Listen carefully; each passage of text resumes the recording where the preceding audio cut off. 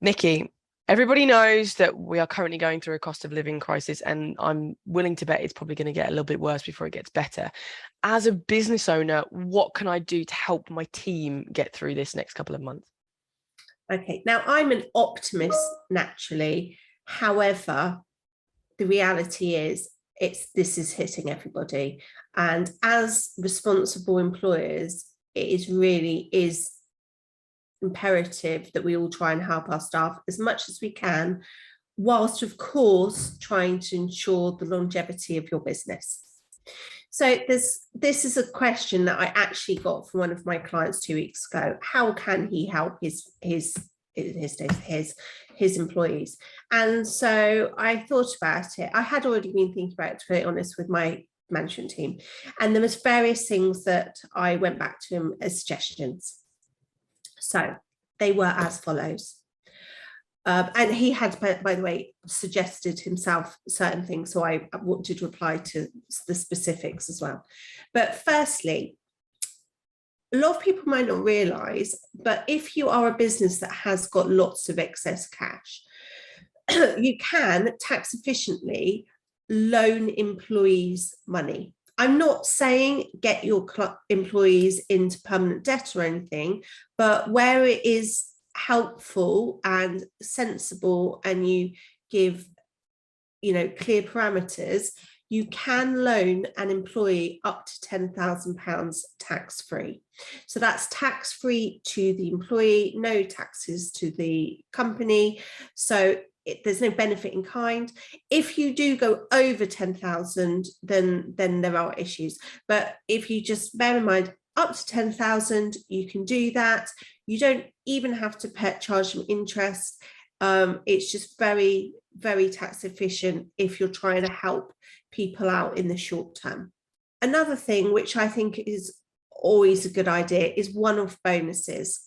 Now, you might be some people may think, oh, well, surely it's better to just have bigger base salaries. And yeah, of course, it's nicer to have longer term increase in salaries. However, for the employer, once you've increased your salary, you've constantly got that, and you've permanently upped your cost base, which obviously for the business is more tricky.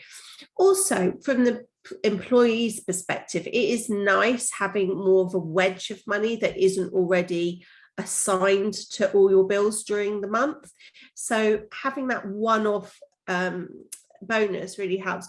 And in this case, this is the option that this particular client decided. He gave all of his employees a £1,000 bonus, which was gratefully received because it was a big surprise, and it just helped them have a few more £100 after the tax in their pockets to help with the increasing prices. Of course, if possible, if you can, make sure you're trying to give annual pay rises. That is helpful. We're currently going through our usual annual pay rise process at the moment. Just as the employer, do make sure you get the balance, because you need to make sure you've got profits to be able to pay for that. So, but that is an option.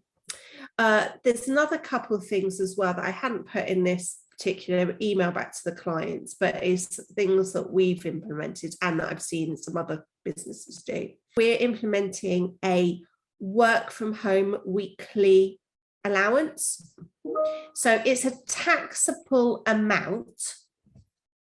However, it just, and you can decide what you want to do. It could be £5, it could be £50 a week, whatever you decide that your business can afford. But the reason why I did it as a specific separate amount was to specifically so that I could then given the same amount to all employees, so they're all getting the same benefit. Because quite honestly, it doesn't matter whether you earn 25,000 or if you earn 250,000, you're still having to deal with the same increase in basic costs for your energy. And that's what I've called it. I've called it something to compensate for the energy. Your whether it's the cost of fuel to get to the office, or whether I don't want people working from home, if they're working from home that day, because we do all hybrid, and going, oh, I can't afford to put the electricity on, and they're shivering in their room, so I want to make sure that they are have something helping.